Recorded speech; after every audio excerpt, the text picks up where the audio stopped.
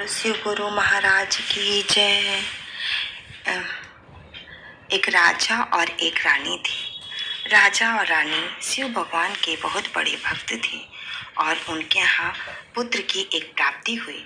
वो पुत्र की प्राप्ति के लिए उन्होंने अपने शिव गुरु को बुलवाया और जब पूरी भरी सभा थी, उस सभा के बीच में राजा, रानी और सारी सभा जन बैठे हुए थे। उसमें उन्होंने गुरुजी को कहा, गुरुजी ये लीजिए मेरा पुत्र। उन्होंने पुत्र को गुरुजी के हाथ में रखा और बोले, गुरुजी इसका नामकरण करना है और इसीलिए हम आपको बुलवाए हैं।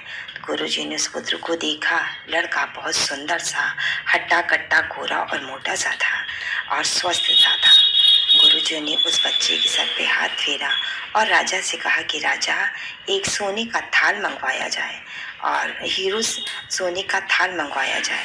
उसको थाल मंगवाया और उन्होंने उसका हाथ उस बच्चे के उस थाल को में उस बच्चे का हाथ रखवाया।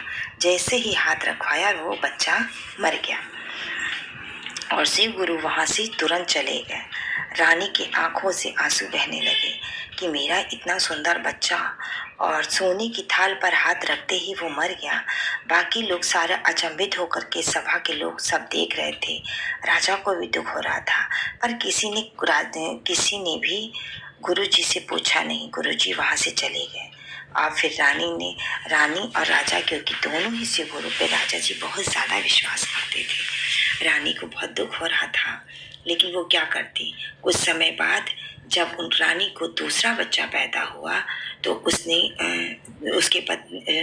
राजा ने कहा कि हम लोग शिव गुरु को बुलवाएंगे इस बच्चे के नामकरण के लिए। रानी के मन में थोड़ा सा डाउट हो रहा था, लेकिन फिर भी उसने कहा ठीक है, कोई बात नहीं, बुलवा लीजिए।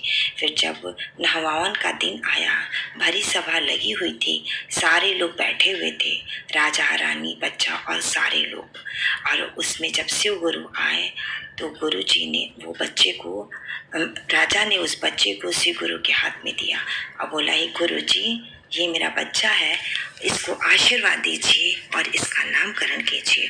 तो उन्होंने उस बच्चे को देखा, उसके जन्म के बारे में पूछ करके उनसे कहा कि राजा एक हीरो का थाल मंगवाया जाए।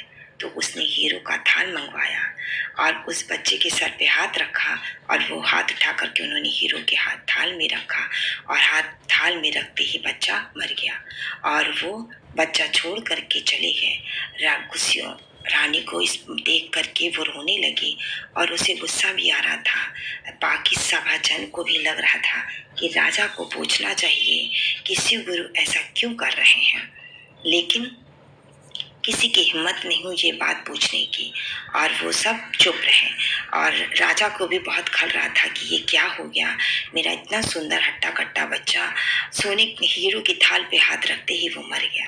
लेकिन राजा को उससे गुरु पे पूरा विश्वास था, इसलिए किसी ने कुछ नहीं कहा।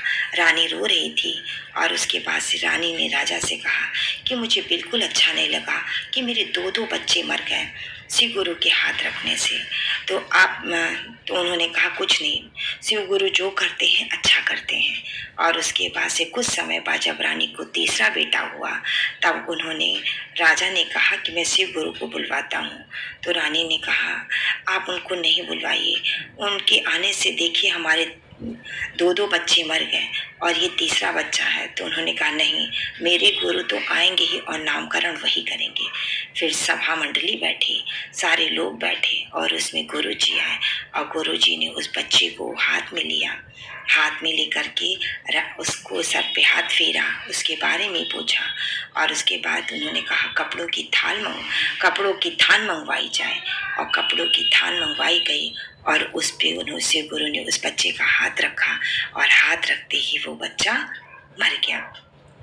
अब तो रानी बिलक बिलक करके रोने लगी। राजा भी एकटक गुरुजी को देख रहे थे और आंखों से आंसुधारा बह रही थी। सभा के सारे लोग आपस में फुसफुस बातें कर रहे थे, लेकिन किसी की हिम्मत नहीं थी कि वो शिव गुरु से कुछ पूछ सके और शिव गुरु वहां से चले गए। जब चले गए तो रानी दुखी होकर के उसने कहा, राजा मैं आपने क्यों गुरु को बुलवाया? मेरे 3-3 बच्चे मर गए और अब तो हम बिना बच्चों के रह गए हैं। अगर अब मेरा कोई बच्चा होगा तो आप शिव गुरु को नहीं बुलवाएंगे? तो उन्होंने कहा कि नहीं, मैं तो शिव गुरु को बुलवाऊंगा ज़रूर। और जब रानी के चौथा बच्चा हुआ तब उन्होंने क्या किया, उस समय चौथा बच्चा हुआ तो राजा ने कहा मैं शिव गुरु को बुलवाऊंगा। रानी जोर जोर से रोने लगी कि नहीं, मैं गुरु को अपना बच्चा नहीं दूंगी, क्योंकि मैंने 3-3 बच्चे खो दिए।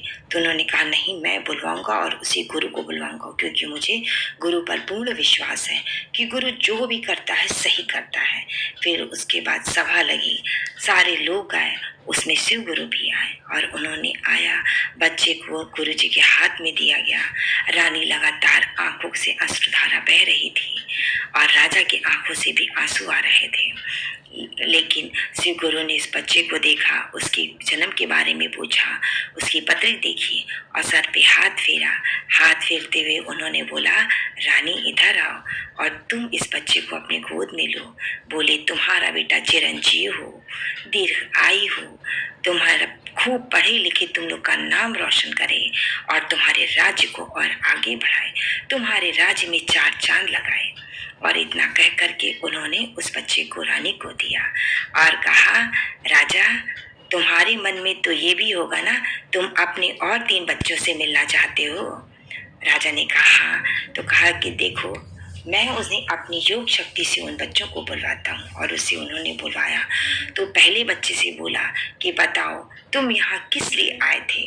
तो उस बच्चे ने कहा कि मैं पहले जमाने में बहुत बड़ा व्यापारी था और ये मेरे यहाँ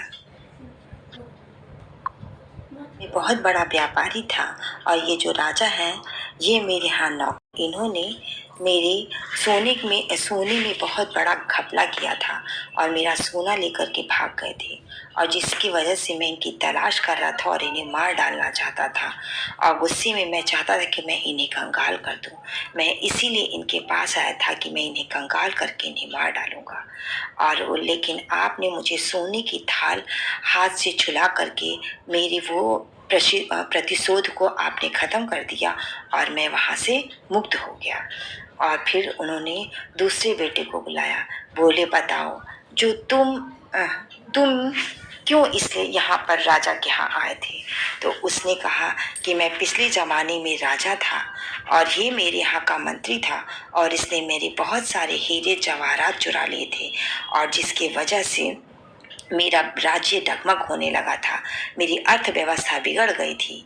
मैंने इसकी तलाश की, तब तक ये भाग चुका था और मैं तब से इसकी तलाश कर रहा था कि मैं अपना हीरा वापस ले सकूं और उसके बाद में मैं इसे मरवा दूं और इसे तड़पा तड़पा के मानो जिस तरह से जितना मैं परेशान हुआ हूँ उतना ये भी परेशान हो और मैं यही सोच करके इसके घर बेटा बन करके आया।